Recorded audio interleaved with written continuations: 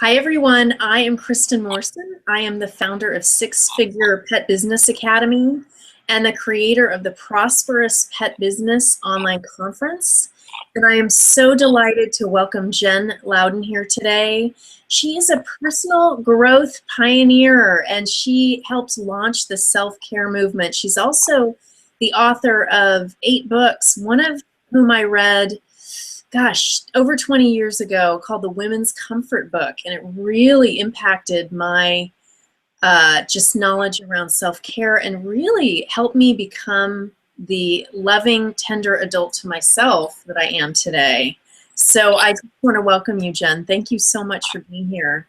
Thank you for saying such a kind thing to get started. That loving, tender adult part is so key to how we handle stress. And now, 20 some years ago when I wrote the book, I just was doing it from, interviews and intuition and research, but not direct research. And now there's a huge body of self-compassion research that is really backing up some of the things that I intuitively discovered. So it's great. Yeah, and that book was it's a wealth of information, everyone. So if you're kind of struggling with how can I be more loving to myself, especially in this fast-paced world, it's a book that I really, really recommend. And so let's just dive in, Jen. How can busy pet business owners, just so you know, Jen, really nurturing, as you can imagine. Of course, yeah. I have 2 dogs.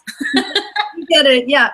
Caretakers by nature. I mean, we just give and give and give, but often we're not giving to ourselves. So also a lot of us are very busy, there's a real need for the kind of work we're doing. So how can we infuse self-care into our already really busy schedule? Well, that's a fantastic question, and we could talk for the entire interview about it, but I'll give you a few ideas just to get you started. Right. And the most important is that you find what truly recharges you, not what you think you should do. Because I should get up and go for a 20-minute walk as part of my self-care, or I should have a green juice, or whatever has come into your orbit lately will cut off what is actually recharging to you. What I've discovered and what I talk about a lot in my work now and help women with in particular is how following our desires, what's truly arising in the moment, is what's deeply recharging for us. So it's going to look different on different days. However, I have a caveat. There is a concept that from my early work in the Women's Comfort Book all the way through now I talk about, and those are called shadow comforts. And they're the things that we do when we're so exhausted, when we're so overgiving, when we're so resentful, that we do them because we deserve them, or we do them to numb out. Again, it's not the thing we do. I can watch an episode of a BBC show that I love, and it can just be so delicious. Or I can watch it, just to numb out because I'm not really tuning in to what's going on in my life and what I need. So the most important simple thing to get those small sips of self-care in is the question, what do I really want? And then when your mind says, there's no time, and I've got to get the invoices out, and we're backed up, and I haven't returned the voicemails, you need to say, mind, the business is not going to crash if I sit here for 1 minute and breathe and ask myself this question. That's a fact. Yeah. This is not going to crash in 1 minute. I love that. And I love the unique aspect of it, really bringing in what do I want? Because each of us, we're so different, just like our businesses are so different, and so what I'm wanting is going to be very different from perhaps what you want and what really recharges you. And I'm wondering, I know for me, one of the daily practices, and I've talked about this in both my books, because it's been so impactful. It's funny, my books are about pet business, but I've infused some self-care because it's Of course, you have to, yes. It creates a really, it creates a successful business, taking care of ourselves. And so 2 of the practices that I do are I try to go on daily hikes if I can, because being in the woods is really recharging for me. And also I write in my journal, and I have for, probably 25 years. Every day I do morning pages, like Cameron says with The Artist's Way. And so those are my daily practices that really sustain me and kind of create a foundation for my day. And I'm wondering for you, or, just in general, are there daily practices that would be helpful for busy pet business owners who are stressed, burned out? What do you think? I just want you all to appreciate that my dog is trying to come in the room. Oh, I love it. Can we see your dog? We'd love to see. Well, let's see. What she has to do this in her own time. You can't. We have two of them, and one of them would love to go home with you right now, and the other one is like, I'm just going to do this, I have so many pillows around me. Everybody, I'm in my bedroom because our internet is so bad right now. Come here, boo. Come here, Luna. No, maybe in a minute. Okay. All right. Well, in good time.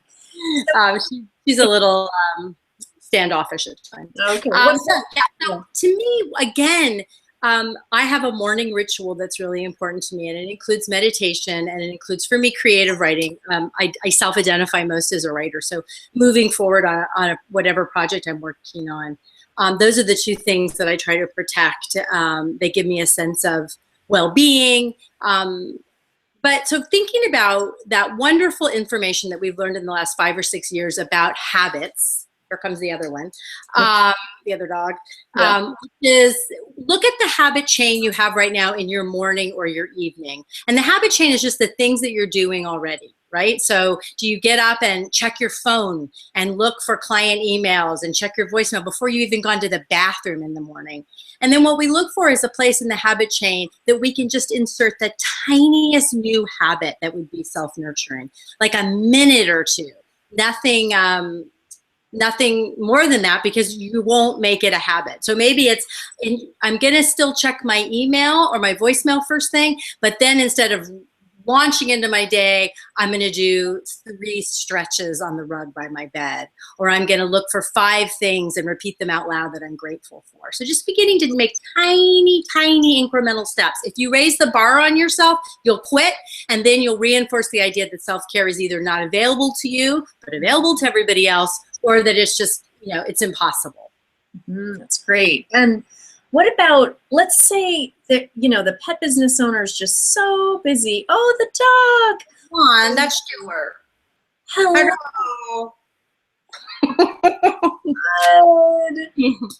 Stuart has recently had a haircut, everybody. You'll appreciate that. Yeah, definitely. Is that a Labradoodle? I can't tell. Oh, he is a schnoodle. A schnoodle. Okay. I knew it was some kind of poodle mix. Yeah. So cute. Yeah. Anyway. No, yeah, that was great. A little, dogs are self-care too. Oh, gosh, they are. Yeah, with them, they're great. So what if there's a really busy pet business owner and they only have one, if they think they only have time for one practice, what would be the most important practice for that person? Well, you probably all know that we have a built-in negativity bias. So our brains are built to look for what's wrong. Yeah. And that's how our ancestors stayed alive. So a really profound, quick, essential practice is to take a moment to reverse the negativity bias by taking in, and this is the key, with your senses, something that's delightful or nourishing. So it could be, maybe you ate an orange for lunch and you just stop and you really smell the orange that's still on your hands. Or maybe you have, you have your pet with you at work and you take a moment to just really look at the pet and take in its little wet nose and its eyes and just really let that love in through your senses. That's the key to calming the nervous system. If there's nothing that's visual or sensory in your environment, you can also put your hand on your heart, close your eyes, and you need to do this for more than 30 seconds for it to really be beneficial, but bring up a lovely memory. A memory that you were really relaxed, maybe on vacation, floating down a river, laying in a hammock, hanging out with people you love, and try to bring in your senses. Don't strain, don't stress yourself out about it. That would not work. But try to remember, what was the taste of that wonderful cheese that we had? And what was the sunset look like? And the sound of my friends, my beloved's laughter. And then breathe into your heart while you're doing that. And again, all of these things have really good research behind them so that we know that they work. And they work to lower those stress hormones and to change your heart rate. And you'll feel, with a little bit of practice, and give it a minute if you can, a tremendous And I did it this morning. We're about to move house, and I was having to deal with some incredible bureaucracy about changing addresses, and I was getting really crabby. And then I remembered my own medicine, and I did both of these practices this morning. It really helps. And then you get back to choice, and you get back to a sense of humor and lightness and gratitude. That's great. And you know, you're reminding me about, there's another speaker we're interviewing, Marina Smerling. She's a lawyer, and now she's a nonviolent communicator, where she works with people to help them communicate more effectively and more lovingly. And one of her practices when she's really in it is to put her hand on her head and put her hand on her heart. And she says mercy. Oh, I love that. You know, and there is something, you know, tactile to really just touching yourself and really feeling what's happening for you. Yes, the research shows that the mammalian part of our brain needs self-soothing touch and kind self-talk to get out of either fight or flight, or some of us go into what I call belly up. You know, that feeling of, I had it this morning. I can't do this. I can't do this. I have to run away. And we're each hardwired for one of those responses over the other. I'm hardwired more for the belly up, give up, forget it. I just can't do it. You know, kind of. So this kind self-talk, mercy, and also another piece of it is compassion for others in that moment, thinking of other people right now who are moving and having to change their address with, you know, insurance companies, and just going, because that reminds us we're not alone, and that also gives us back to choice and out of that sort of victim, you know, oh God, I'm the only one who's dealing with this mentality, which is not good for our brains. No, it really isn't. And that victim place can be such a spiral too. It's like we have to catch it pretty quickly. Right.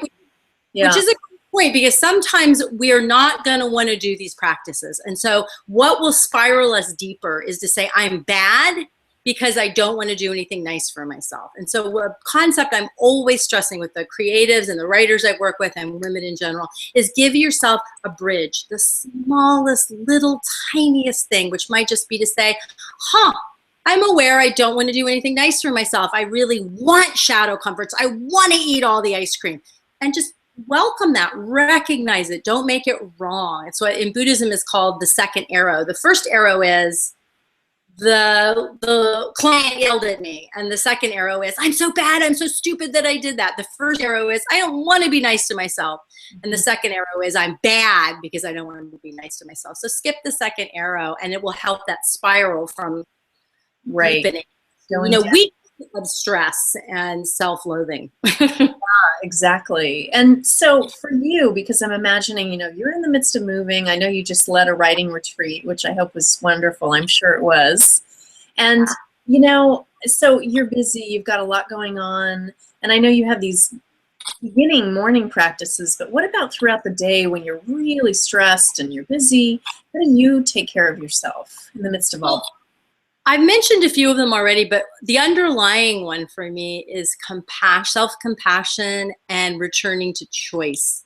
As I've said, I'm somebody who likes to kind of get into the, oh, poor, woe is me, you know, oh, it's so difficult.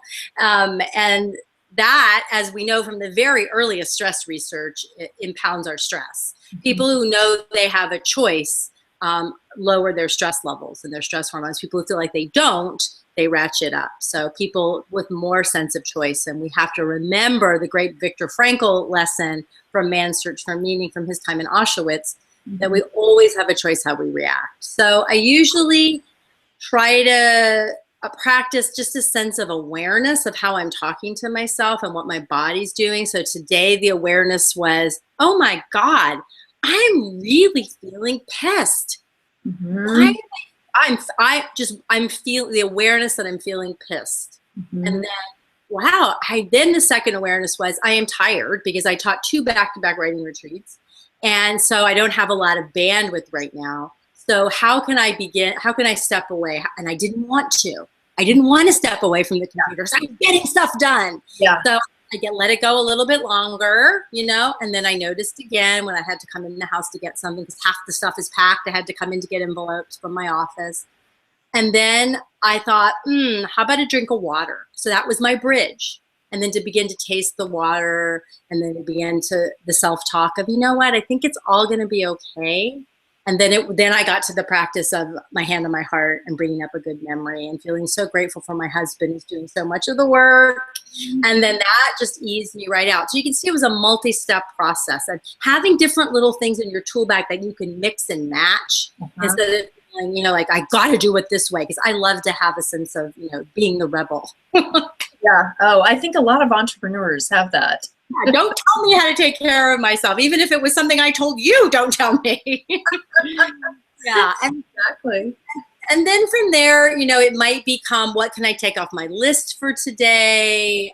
What would really be merciful for me today? What would really be gentle? Or sometimes it's, where do I need to just buck up and do it? Sometimes we can't. Sometimes, things are pretty busy right now, and there's things that have to get done. But then I can drop the drama around it. And sometimes, I don't know if you go through this, Jen, but I know I do, and I'm being kind of vulnerable here, but there's this place in me sometimes where that victim or that drama queen likes it. Like there's a in it, a lot, there's like some aliveness that comes or something. Oh, for me, it's self-importance. Look how important I am. Look how, I just love the idea of feeling like I'm important and special. It's one of my oldest stories. So because of meditation practice, I have a lot of awareness of that. It's taken years. I'm 52. It's taken years. I'm like, right. I'm aware that I'm getting into, I'm so special. I'm so important. And then I can just kind of, oh, honey, you're so adorable. Do you think you're President Obama because you're having to change addresses?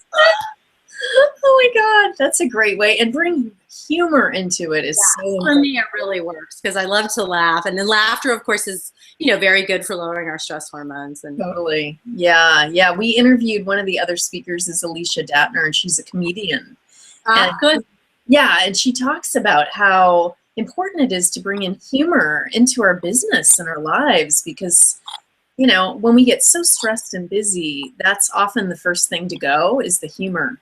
Yes. And as a client, of many businesses, as we all are, I choose the people who are friendly, who take a moment to connect, and who make me laugh. Totally. I choose the people who extends compassion to me if I screw up an appointment, or, I'm thinking of both are the people who groom our vet and our pet groomers. And I'm also thinking about my naturopath. I chose him because he is so non-shaming, so sense of humor. We can laugh about my poop, we have to do a poop test, and, it's just great. Yeah. And that's important. And sometimes we think that's not professional, but there, with boundaries, I think it's very professional. I agree. Yeah. So important. Yeah. So let's say a busy pet business owner has 10 or 15 minutes. Like, that's a lot in a busy business owner's day. What would be a good practice for them in order to rejuvenate, refresh? And I know it's very personal, but do you have anything that you would recommend? If I had to recommend something, I would say anything that has creative expression in it. It's usually the part of us, especially for women, that got squeezed out when we were young because it wasn't practical, or we were helping, raise younger children, or we wanted to do it as our career, and our well-meaning parents might have said, that's not safe. You have to be able to take care of yourself. So sometimes a part of our own instinctual ability to know ourselves and connect with ourselves gets cut off there. I'm thinking of a beautiful woman who comes to my writing retreats. She's not a writer. She's a banker. She doesn't want to be a writer, but she's discovering her authenticity through writing and through working the craft and getting better at it. And it could be something as simple as coloring books are super popular now. Having a coloring book and a set of some colored pencils that you keep out, don't put them away, put them in a little jar and color for 10 minutes. Or maybe it's put on some music and dance, but not like the way you learned in dance class. How does your body want to move and make some noise? We do that as part of my retreats too. Maybe it's, I have an art journal and I keep art supplies out in my office, and I'll never show anybody this stuff, but it's really fun. Yeah. And the only problem is then I get paint all over my computer, keyboard, my phone. You might keep some wipes there or something. Yeah, exactly. Just to clean up. That's so great. But part of it is getting messy too, it sounds like. Just, even the dancing, just, yeah. And that's, yeah, it can take us out of our brain and into our bodies and into our hearts and just Yeah. rejuvenate and refresh. And, you know, a lot of, Maybe you play frisbee with your pet, you know, if you're a dog owner, you know, or maybe you jump rope. Maybe there's some play aspect if those don't appeal to you from childhood. But just give some thought to how you can get some creative expression and play without rules or deadlines, or you have to do it right, because that right thing really cuts off the rejuvenation. totally. One of the things that I do, I haven't done it in a while, but I used to do this and I want to get back into it, is kickboxing. And I am so bad at it. I mean, it sounds like so badass, but I am really kind of ridiculous at it. But the teacher is so non-judgmental and they have this great music. And, you know, I'm not really keeping up with everybody. I'm a little bit out of sync.